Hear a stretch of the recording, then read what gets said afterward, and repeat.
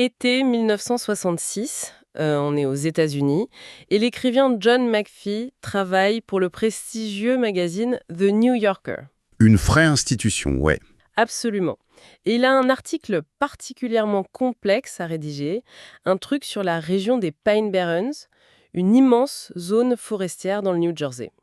Pour donner un peu de contexte à ceux qui nous écoutent, il a passé 8 mois entiers sur le terrain à faire des recherches. 8 mois, c'est énorme. C'est colossal. Il a accumulé ce qu'il appelle lui-même de quoi remplir un silo entier de notes et de carnets. Donc face à cette montagne d'informations, la pression est immense. Alors, devine ce qu'il fait au moment crucial de commencer à écrire. C'est là que l'histoire prend une tournure un peu inattendue. Exactement. Il sort dans son jardin, il s'allonge sur le dos sur une table de pique-nique, juste à l'ombre d'un grand frêne. Et il reste là. Juste allongé. Ouais, pendant 2 semaines entières, à regarder les branches, à observer les feuilles bouger avec le vent. En apparence, de l'extérieur, c'est l'image même de quelqu'un qui ne fait absolument rien. N'importe quel manager moderne verrait ça comme une perte de temps totale, un scandale de productivité, quoi. Sauf que ce même homme ne chômait pas dans sa tête. Et la suite de sa carrière le prouve largement.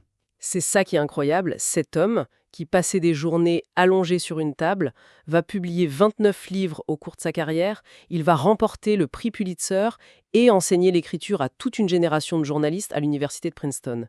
Et je trouve que cette anecdote vertigineuse ouvre parfaitement notre exploration en profondeur d'aujourd'hui. Tout à fait. On plonge dans un livre particulièrement marquant de Cal Newport qui s'intitule Slow Productivity, The Lost Art of Accomplishment Without Burnout, ce qui donne en français la productivité lente, l'art perdu de l'accomplissement sans épuisement. Un titre qui résonne un peu comme une provocation aujourd'hui, non? C'est clair, Mais c'est une lecture indispensable pour quiconque évolue dans le monde du travail intellectuel. c'est exactement ça. Cette discussion, elle s'adresse très clairement à tous les travailleurs du savoir de notre époque.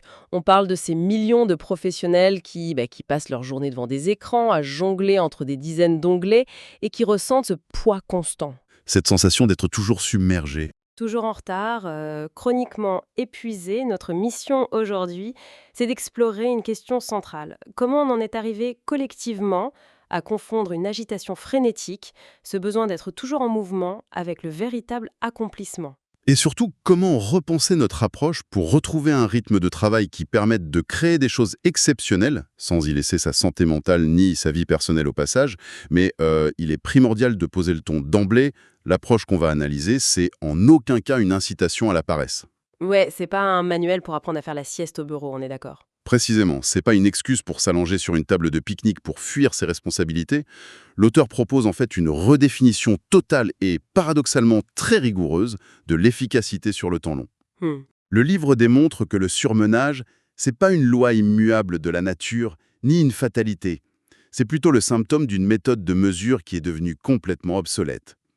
La productivité lente, c'est une stratégie de préservation de notre ressource la plus fragile, l'attention humaine.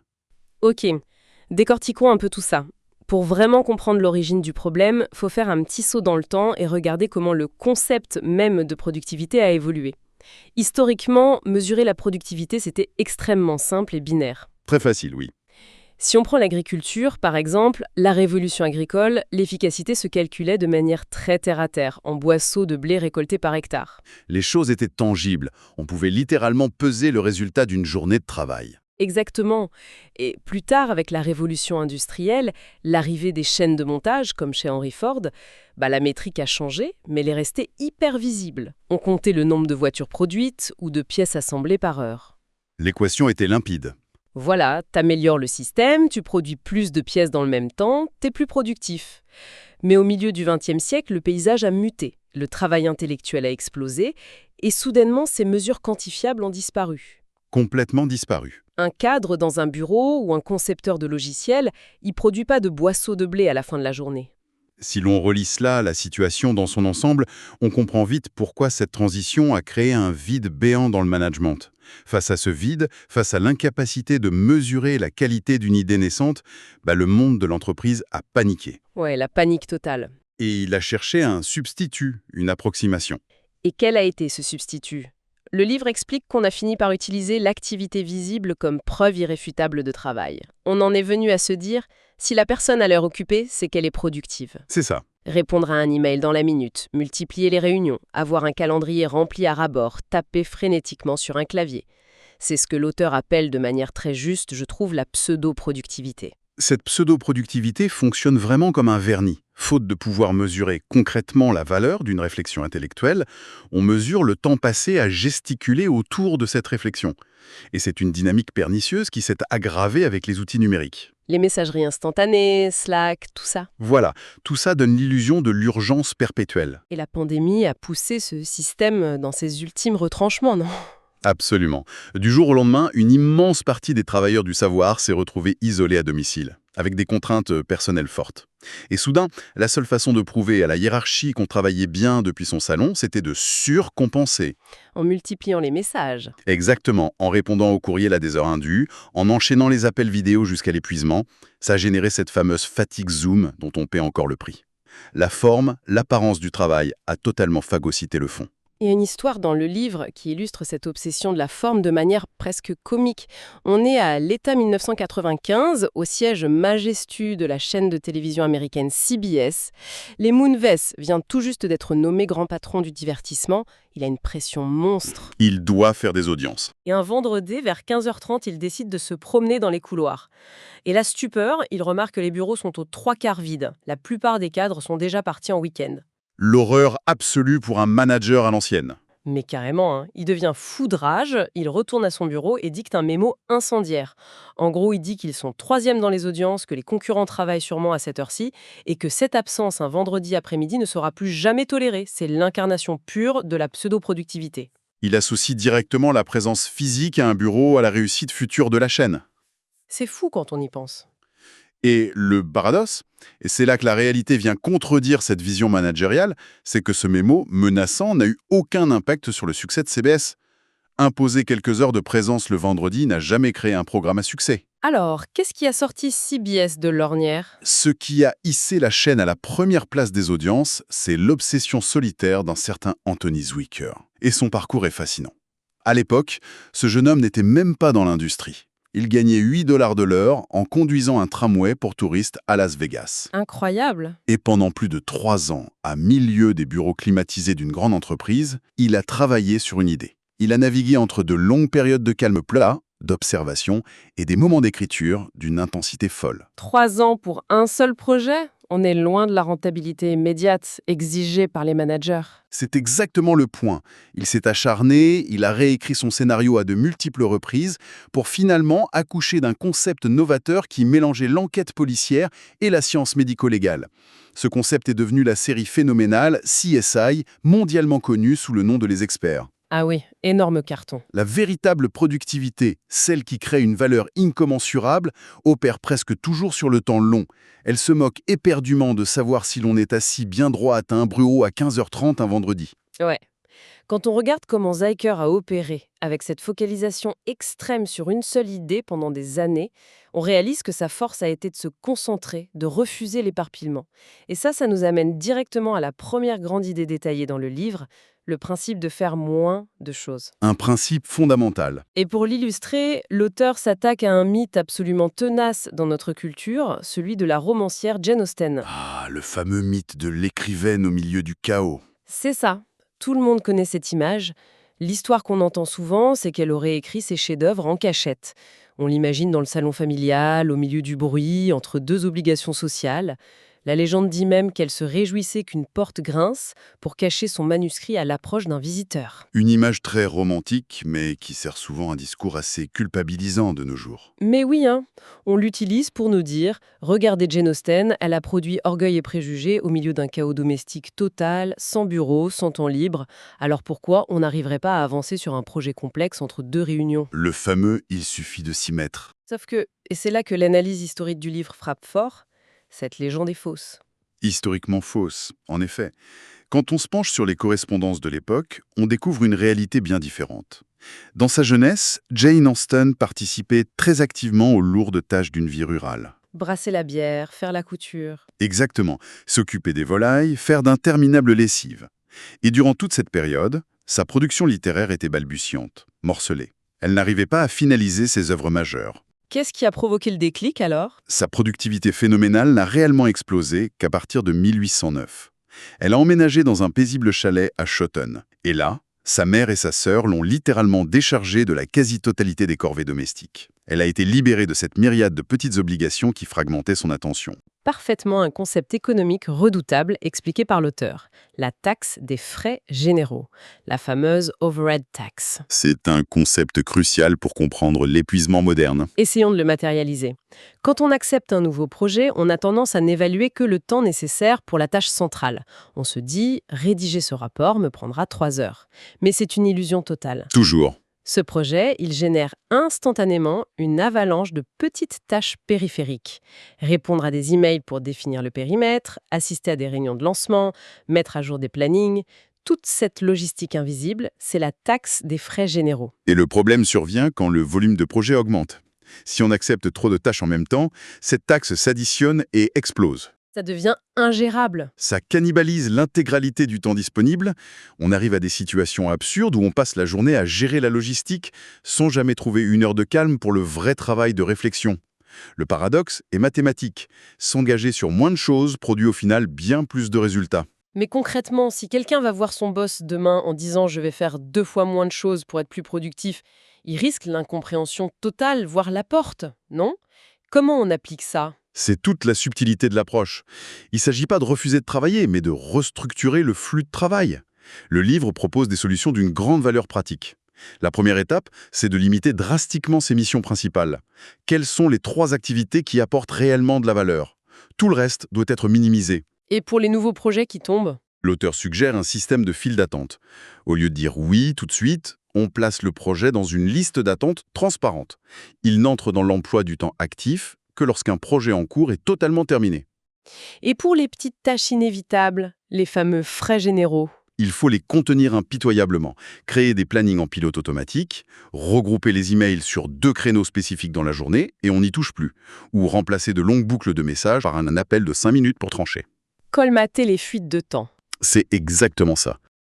C'est là que ça devient vraiment intéressant, parce que cette idée de ralentir la cadence, de se protéger du flux, c'est pas juste une question d'optimisation d'agenda, c'est ancré dans notre évolution même. Ce qui nous amène au deuxième principe du livre, travailler à un rythme naturel. C'est fascinant d'ailleurs. Ouais. Si on fait un grand saut en arrière, l'être humain existe depuis des centaines de milliers d'années. Et pendant presque tout ce temps, nos ancêtres ont vécu comme des chasseurs-cueilleurs. Une réalité que notre monde moderne a totalement oubliée. Or, les anthropologues ont remarqué que ces populations ne travaillent pas en continu. Elles fonctionnent par vagues d'intensité. Une journée d'efforts extrêmes pour la chasse, suivie de plusieurs jours de repos profond au campement. Sans objectif de production. Exactement. Quand on y réfléchit, exiger d'un cerveau humain qu'il travaille de manière continue et concentrée toute la journée, tous les jours, c'est une anomalie absolue à l'échelle de l'évolution. C'est un rythme artificiel apparu très récemment avec l'agriculture et surtout le travail en usine. Mais appliquer un rythme de chaîne de montage à un organe biologique comme le cerveau, c'est une aberration. Notre système nerveux n'est pas câblé pour maintenir un effort cognitif ininterrompu. C'est d'ailleurs flagrant quand on observe les grandes figures historiques. L'auteur donne des exemples historiques limpides. Prenez un génie comme Isaac Newton. Ses plus grandes découvertes, la gravité, l'optique, ne se sont pas faites dans l'effervescence de Cambridge. Lors de la Grande Peste, il a dû fuir et s'isoler pendant des mois dans la campagne du Lincolnshire. Ah ouais, la fameuse histoire de la pomme, c'était là-bas? Exactement. Loin des tâches administratives, il se promenait dans les vergers. C'est cette alternance de concentration pure et de calme total qui a permis à son esprit de connecter des concepts inédits. Et il y a l'exemple de Marie Curie qui est tout aussi parlant. Oui, Marie Curie était reconnue pour son acharnement au laboratoire. Mais ce qu'on oublie, c'est qu'elle n'hésitait pas à prendre des mois entiers de vacances l'été. Elle partait se ressourcer en France, faire de longues randonnées, se vider l'esprit. L'intensité extrême a un besoin vital d'être contrebalancée par une récupération profonde. Alors la grande question c'est, comment on applique ça aujourd'hui? La plupart des gens n'ont ni un manoir à la campagne, ni la possibilité de déserter leur poste pendant 3 mois l'été. Le livre est très pragmatique sur ce point. Une tactique redoutablement efficace, c'est de doubler systématiquement les délais que l'on s'accorde pour un projet important. En tant qu'humains, nous sommes naturellement programmés pour être excessivement optimistes sur le temps d'une tâche. Doubler le délai crée une marge de sécurité. Panique au moindre imprévu. Tout à fait. Et il y a aussi ce concept de saisonnalité. Adopter une saisonnalité discrète, baisser volontairement son niveau d'engagement certains mois, comme en juillet ou en décembre, en refusant tout projet annexe. J'adore cette idée. Et les projets de repos aussi. Oui, juste après un gros dossier, on s'octroie quelques jours pour explorer une tâche cognitivement légère, apprendre un nouveau logiciel sans urgence, lire des articles de fond. Ça permet au cerveau de redescendre en pression. Dans le même esprit, il y a l'idée de travailler poétiquement, changer délibérément de cadre physique pour modifier notre perception du temps. Le livre cite la poétesse Mary Oliver qui écrivait « Dans les bois Le travail poétique est très puissant pour tromper notre sensation d'urgence. Et ça s'applique à tout le monde. Un développeur peut quitter l'open space pour aller réfléchir dans une bibliothèque municipale ou le hall d'un grand hôtel silencieux. Cette rupture indique au cerveau qu'on entre dans un sanctuaire propice à la réflexion longue. ». Mais bon, toutes ces excellentes idées soulèvent invariablement la même angoisse. Si on fait moins de choses, qu'on prend plus de temps et qu'on refuse les urgences des autres, on risque pas d'être perçu comme paresseux et de voir sa carrière stagner. C'est une peur très ancrée. Et c'est là qu'intervient le troisième principe, la clé de voûte de tout l'édifice. Faire une obsession de la qualité. Ce qui est fascinant ici, c'est que l'obsession de la qualité agit comme un bouclier protecteur. Un bouclier, c'est-à-dire ? Refuser la frénésie ambiante exige d'avoir un pouvoir de négociation. Et ce levier ultime, c'est l'excellence absolue du travail fourni. La règle est brutale. Si on ralentit pour produire un travail médiocre, le système ne pardonnera pas. Mais si la diminution du volume permet de produire un travail d'une qualité exceptionnelle, alors le monde pardonnera cette lenteur. La qualité est la monnaie d'échange de la lenteur. Le livre donne des exemples, comme l'histoire de la chanteuse Jewel. Au début des années 90, l'industrie musicale lui a proposé une avance d'1 million de dollars. 1 million pour une jeune artiste qui vivait dans sa camionnette. Et elle a refusé. Contre l'avis de tous, ouais. Elle savait que le label exigerait un retour sur investissement immédiat, des tubes pop formatés, un rythme effréné. Elle a préféré avancer lentement, polir ses chansons acoustiques. Et le pari a été gagnant. Son album a fait un carton planétaire, un succès durable, basé sur la très haute qualité. Et pour transposer ça aux travailleurs du savoir, on a le parcours de Paul Jarvis, un designer web indépendant. Face au succès, la logique aurait été de créer une grosse agence, d'embaucher. Et de s'épuiser. Voilà. Au lieu de ça, il a resté seul. Mais en s'appuyant sur l'excellence de son travail, il a régulièrement augmenté ses tarifs pour filtrer la demande. Le résultat, il gagnait très bien sa vie en travaillant seulement une vingtaine de semaines par an depuis une cabane sur l'île de Vancouver. Le rêve. Il a utilisé la qualité pour s'acheter de la liberté. C'est hyper inspirant. Mais le livre glisse un avertissement très clair. Il faut faire attention au piège du perfectionnisme stérile. S'enfermer dans une bulle pour chercher l'œuvre parfaite, c'est souvent une excuse pour ne jamais rien livrer. C'est l'écueil principal, si on comprend mal l'approche. L'exemple des Beatles est génial pour ça. Pour l'album Sgt. Pepper's, ils se sont enfermés 129 jours en studio, un temps inouï. Ils ont expérimenté, sans fin, mais, et c'est le détail qui change tout, ils ont fini par appuyer sur le bouton stop. Ils sont sortis avec un album terminé. Voilà. Pour que la qualité agisse comme un bouclier, il faut impérativement savoir conclure et livrer son travail au monde. L'objectif est de trouver cet équilibre délicat entre le temps long nécessaire à l'excellence et la nécessité de produire un résultat concret, utile aux autres. Alors, qu'est-ce que tout cela signifie, au bout du compte ? Si on rassemble toutes les pièces du puzzle, on réalise que ralentir la cadence, c'est pas un rejet du travail. C'est un système conçu pour mieux travailler. Avoir le courage de refuser les urgences fabriquées pour avoir un impact durable. Exactement. Pour reprendre l'état d'esprit de John McPhee allongé sous son frêne, la philosophie du livre, c'est de s'organiser pour avoir le temps de déposer une belle goutte d'eau. Une seule, solidement formée, dans le seau, chaque jour. Ça paraît lent, mais au bout d'une décennie, le seau est plein d'une eau d'une clarté exceptionnelle. C'est une très belle image. Mais cela soulève une question importante. Un enjeu qui dépasse le cadre de l'organisation personnelle. Imaginons que cette philosophie infuse toute la société. Si des millions de concepteurs refusent la production en flux tendu pour se concentrer sur la qualité à un rythme humain, comment ça va bouleverser notre société de consommation ? Ouais, ça crée une friction énorme avec le monde extérieur. Totalement. Notre économie exige l'immédiateté perpétuelle, des livraisons en 24 heures, des services disponibles nuit et jour. Si ceux qui produisent ralentissent, la chaîne se grippe. La question qui se pose, c'est ne faudra-t-il pas, en tant que citoyen, réapprendre à la consommation lente ?